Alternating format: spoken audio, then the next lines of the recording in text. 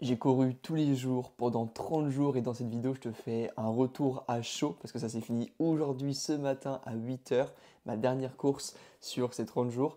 Et je te dis mon ressenti. Est-ce que j'ai perdu du poids? Est-ce que j'ai stagné ou régressé en calisthénie à côté? Parce que tu le sais bien, je suis pas du tout un coureur, c'est pas du tout inné. Je fais juste ça à côté de la calisthénie et je vais te montrer à quel point ce challenge va et a déjà changé un peu ma vie sur plein de domaines. Donc écoute bien, regarde bien cette vidéo, prends un café. Moi, j'ai pris un peu de lait cru. Voilà, en ce moment, je fais gaffe à ma santé. J'essaye de modifier un peu mon alimentation parce que tu vas voir que la santé a été un gros pilier de changement dans ma vie sur le dernier mois. Et écoute, je te raconte ça. Dès maintenant, installe-toi et j'espère que cette vidéo va changer ta vie. En tout cas, je te prépare un challenge pour le mois de mars. Donc reste bien jusqu'à la fin si tu as envie de t'y inscrire parce que ça va être très très cool. Voilà, donc on commence. Pourquoi? Déjà, je lance ce défi. D'où il vient? Pourquoi je le fais? Et bien en fait, on se retrouve allez, en janvier 2025. On se retrouve, on va dire, au nouvel an. Je te fais le point de départ, nouvel an de 2024. Je suis avec mes potes de lycée, ça se passe trop bien. Mes meilleurs potes, on s'entend trop bien, bref. Sauf que ces potes-là, on a complètement pris un chemin différent. Tu vois, aujourd'hui, je vais bientôt avoir 23 ans. Ça va faire 5 ans qu'on a quitté le lycée, voire plus. Et du coup, on a chacun pris son chemin. Moi, je suis le seul qui a quitté les études très tôt, qui me suis lancé à mon compte depuis plus de 2 ans et demi et qui fait beaucoup de sport, bref, qui a vraiment une vision qui n'avait pas envie d'aller à la fac. Vraiment, c'est peut-être la meilleure chose qui m'est arrivée, c'est de ne pas aller à la fac, comparé à eux qui y sont allés. J'ai rien contre eux, mais moi, j'ai pas du tout, c'est pas du tout dans ma vision. Et dès que j'avais 18 ans, je voulais travailler le plus tôt possible. Voilà, bref, je vais pas m'attarder là-dessus. Mais du coup, je me retrouve avec eux, comme chaque année, on essaye de se voir un petit peu tous les ans.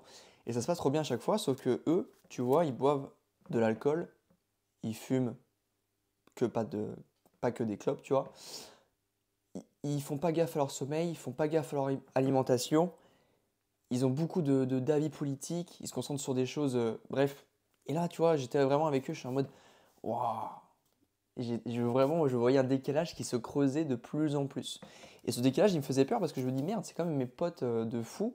Et moi, ça me fait chier d'avoir des relations que par utilité. Tu sais, c'est le fameux, oui, mais je vais pas lui parler parce qu'il m'apporte rien dans la vie. Sauf que ces potes-là, je sais très bien ce qu'ils m'apportent. C'est que c'est les seules personnes avec qui je peux vraiment être moi-même et je peux vraiment kiffer. Puis je kiffe être avec eux.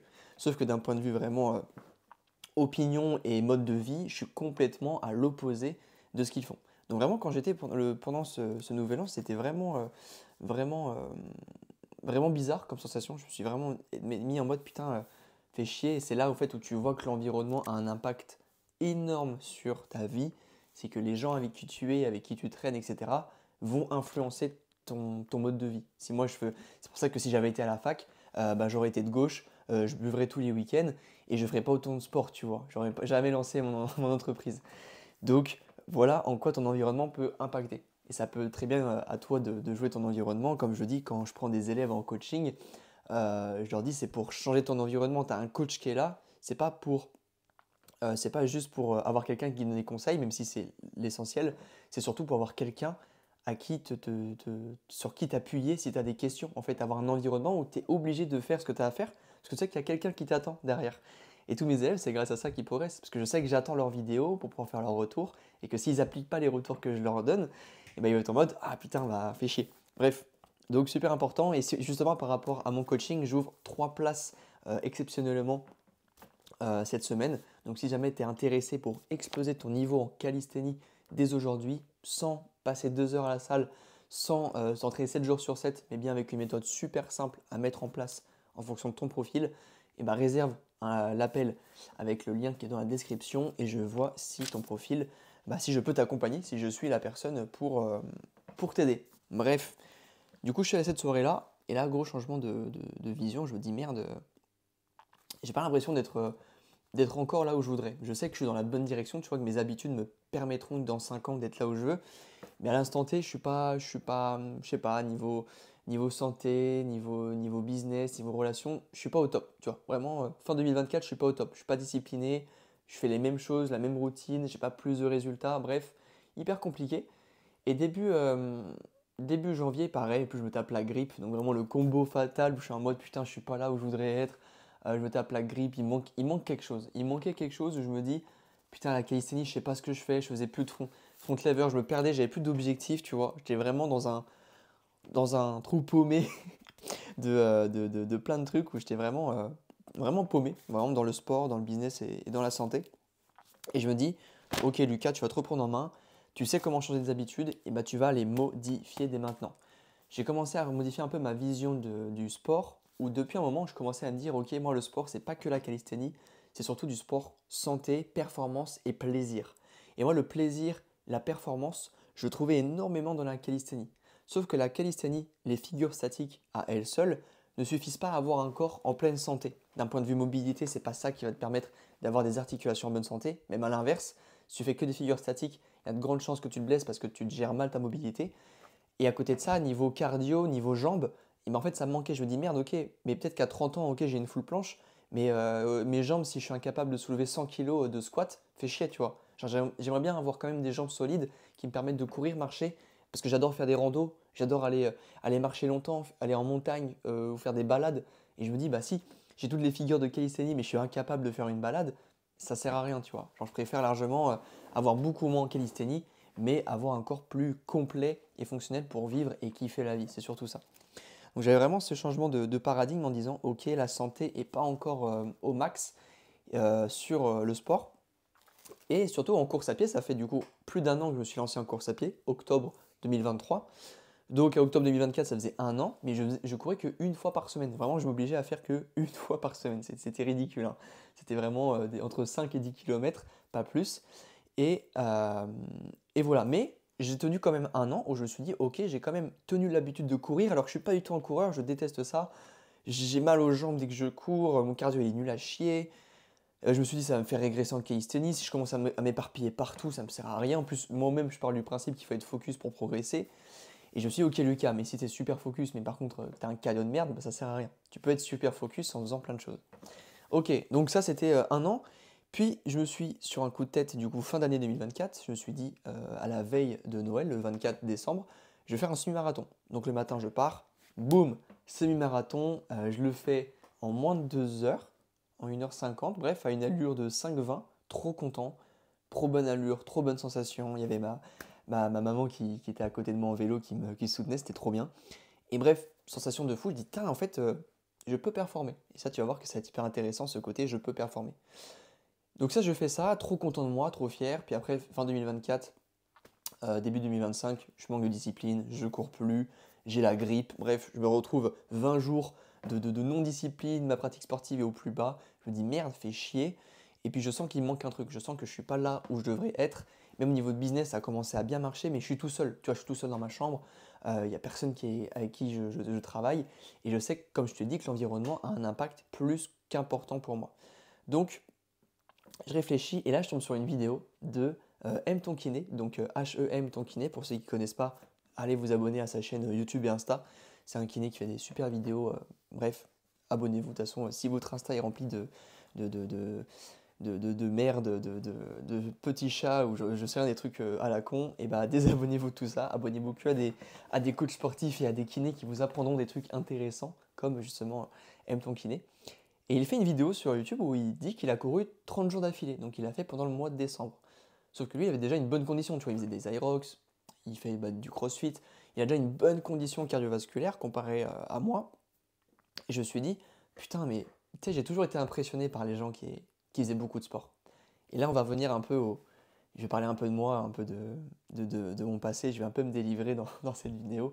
Tu vas pouvoir comprendre beaucoup de choses et peut-être que tu vas un peu te ressentir avec ce que je dis, tu vas ressentir la même chose.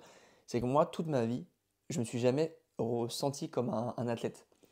J'ai jamais senti que j'étais sportif. J'ai toujours été jaloux des personnes qui faisaient du sport en me disant putain, mais tu sais, il dégage une aura, il dégage un charisme en mode putain, le mec il va aller courir le dimanche, il va aller faire du vélo, le mec il est musclé. Tu sais, c'est des gens sans rien dire, ils dégagent une aura de fou en mode putain, respect. Tu vois, tu leur mets du respect sans même que tu saches qui ils sont réellement. Et moi, j'étais vraiment jaloux de ces personnes-là. Bah, j'avais un ami justement dans ce groupe de 5 personnes qui était un peu comme ça, qui faisait plein de trucs, très sportifs. Il faisait des triathlons, il faisait des courses, etc. Et moi, j'étais en mode waouh, ok. Et même moi, en faisant de la musculation, de la calisthénie, Mais en fait, je me suis jamais considéré comme un sportif. J'avais même honte de dire que je faisais de la calisthénie parce que en fait, je faisais des figures de merde. Je faisais des headsets en banane qui tenaient une fois sur cinq. Quand on me disait Lucas, vas-y, monte-nous en équilibre. Mais en fait, je le ratais. Donc, je prenais 5 tentatives pour réussir. Mon back lever était moche. Moi, j'avais pas de front lever. Bref, j'avais pas les niveaux que je voulais avoir. J'étais vraiment encore loin. Et du coup, pendant 3 à 4 ans, je me suis toujours ancré l'identité que j'étais pas sportif. J'étais juste un mec qui faisait un peu de sport. Même pendant le confinement, je m'entraînais tous les jours. J'étais pas en mode non, je suis pas sportif, je fais juste des figures en calisthénie. Parce que pour moi, un sportif, c'est quelqu'un qui était assez polyvalent, qui était assez fort dans plein de domaines, qui bougeait partout. Bref, pour moi, c'était pas moi. Et même, pour te dire, quand du coup je passais mon diplôme de coach, donc il y a plus de 2 ans, il y a plus de 2 ans, bah, j'étais en mode, en fait, je suis pas sportif. Et ça a été, du coup, un gros travail que j'ai dû faire sur moi-même, c'était de m'enlever un peu le syndrome de l'imposteur. Qui je suis pour être coach alors que moi-même je ne me considère pas comme un sportif? Comment veux-tu que je donne de la forme aux gens si moi-même je n'ai pas un minimum de forme en moi? Et ça, c'est une phrase qui m'a suivi pendant très longtemps. Très longtemps, je ne me suis jamais considéré comme un sportif.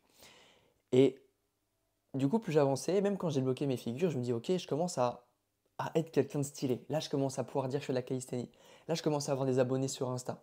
Là, je commence à faire des vidéos sur YouTube. Ok, je commence à me dire que je peux être coach. Ok, j'écris que je suis coach sur Insta.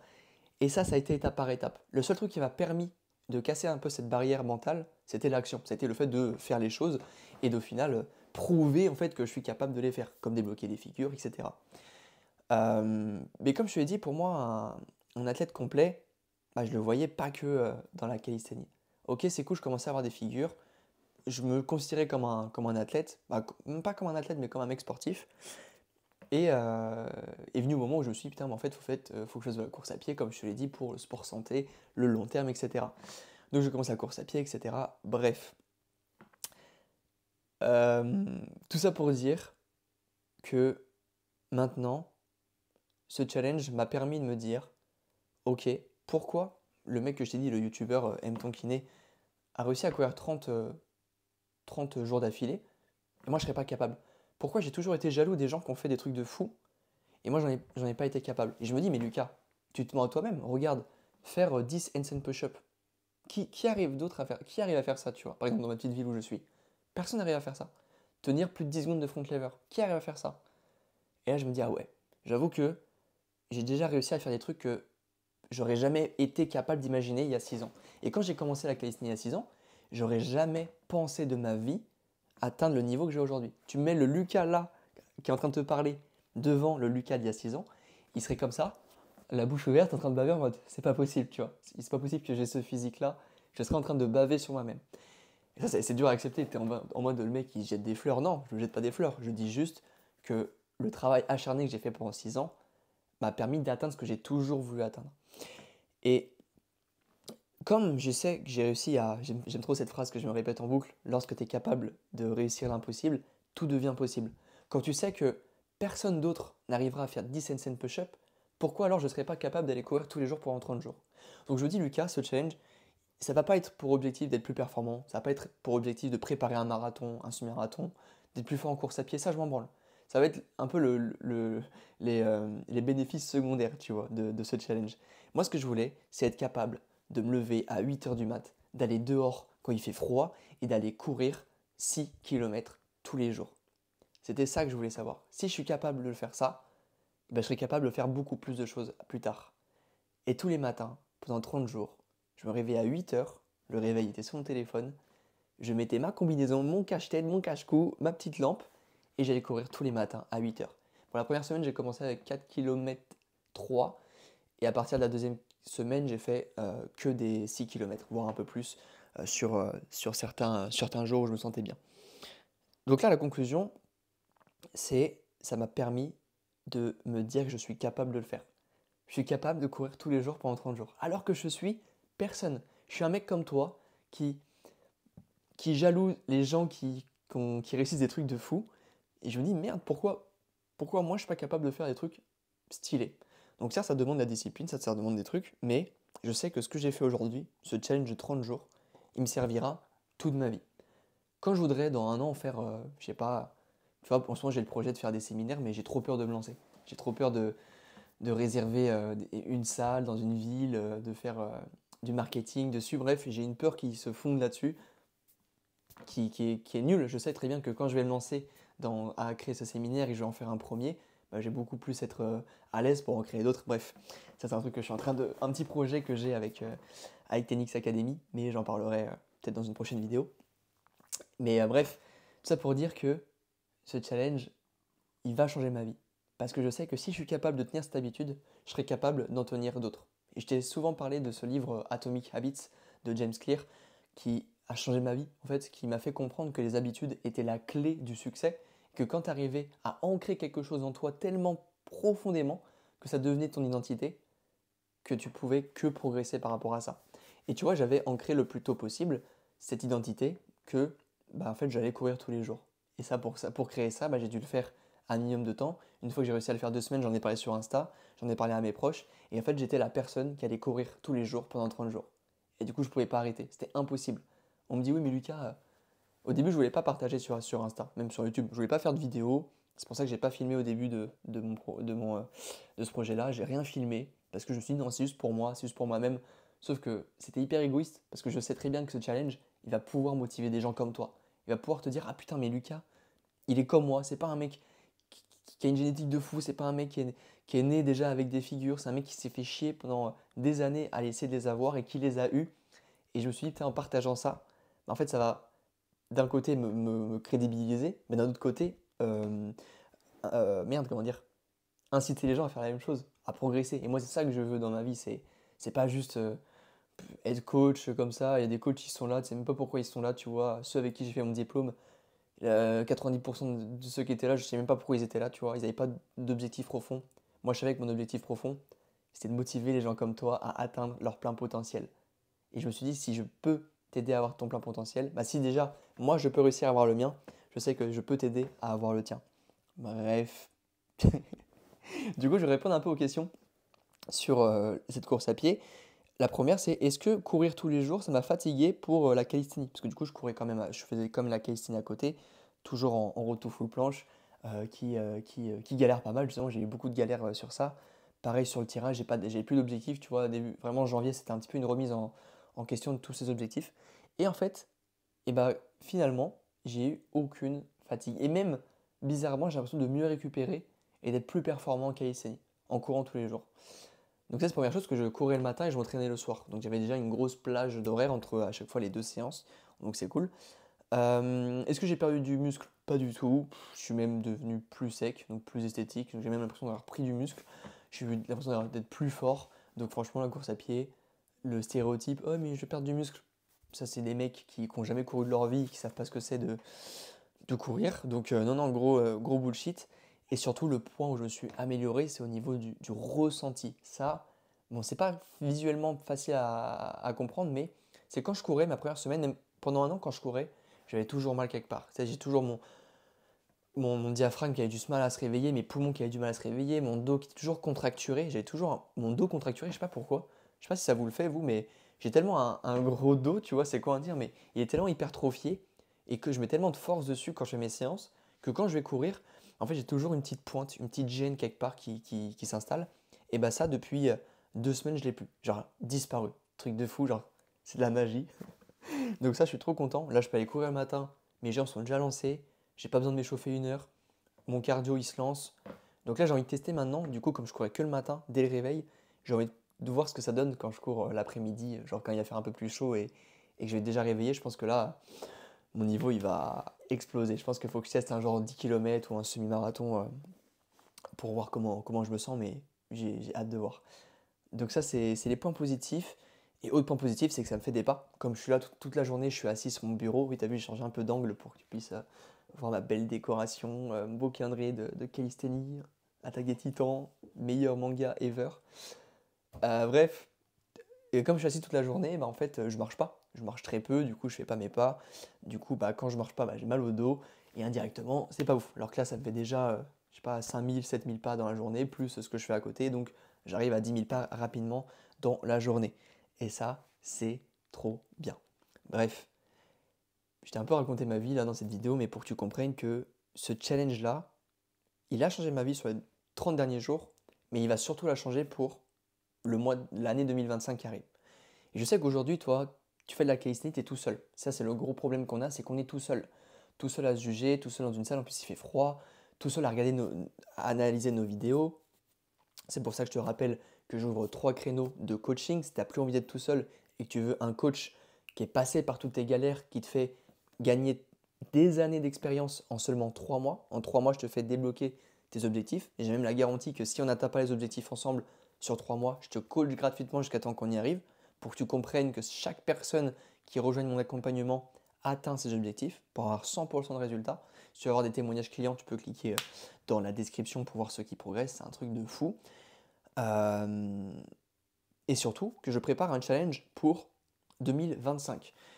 2025, pour mars 2025. J'ai envie de faire la même chose, ce défi de 30 jours. Je pense que pour moi, je marche comme ça, ce fameux tout ou rien. J'ai besoin de faire tous les jours la même chose, d'écrire une to-do list, des trucs à cocher. Tu vois, là, je cochais sur le calendrier chaque jour où je faisais mon défi. J'ai besoin de ça. J'ai besoin de ça pour progresser, pour tenir mon truc. Si je le fais que 2-3 fois dans la semaine, je vais oublier, je vais m'éparpiller et ça sera pas inné, tu vois. Ça sera pas ouf. Et du coup, pour mars 2025, 1er mars au 31 mars, j'ai envie de faire le challenge 100 reps en handstand push-up. Et j'ai envie de le faire avec toi. J'ai envie que ce soit le challenge qui te permet de débloquer les handstand push-up. Comme je te l'ai dit, la figure qui va te faire exploser en calisthénie. Donc j'ai envie de faire ce défi des 100 reps par jour. Donc pour moi, je vais le faire à la variante la plus dure, donc 100 handstand push-up. Mais pour le niveau plus simple, on va pouvoir varier. Ça peut être déjà moins de répétitions, commencer à 50 répétitions par jour, puis monter à 75, puis 100 plus tard. Ça peut être avec des pike push-up, avec des pike push-up pieds surélevés, avec des pompes, avec des mini handstand push-up. Bref, ce challenge, il va être modifiable. Je vais essayer de le préparer, voir où est-ce qu'on va pouvoir le faire, peut-être sur Telegram. Je pense que c'est le meilleur endroit pour pour s'organiser. Pardon, je perdais les mots. Donc je vais essayer d'organiser ça. Si jamais tu es chaud pour rejoindre le challenge, je vais faire un Google Form. Bah, tiens, je vais me l'écrire sur la main. Faire un Google Form pour que tu puisses t'inscrire. Ce sera complètement gratuit, hein. Hop, Google Form. J'écris sur ma main alors que j'ai un putain de cahier devant moi. Je suis con. Mais oui, voilà. Donc remplis le Google Form gratuitement qui est dans la description pour t'inscrire et commencer du coup mars 2025 et débloquer tes handstand push-up. Et même moi qui les ai débloqués, ça va me permettre de progresser dessus comme info, de faire un avant-après au niveau de mes max, au niveau de ma sensation. Et c'est là où je vais te montrer que faire 100 répétitions par jour, très intelligent, parce que du coup je vais te faire une vidéo explicative du challenge. Ça va pas être 100 reps où tu vas te brûler la gueule, hein, évidemment. Et bien ça va te faire progresser comme un truc de fou. Hop, merde.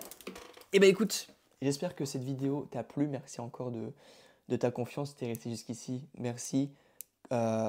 Si tu veux t'inscrire pour un accompagnement, dans la description, pour un appel offert. Et je te dis à la prochaine. Va sur Insta en ce moment, je suis très actif là-bas. Et je te fais des bisous. Prends soin de toi. Ciao, ciao.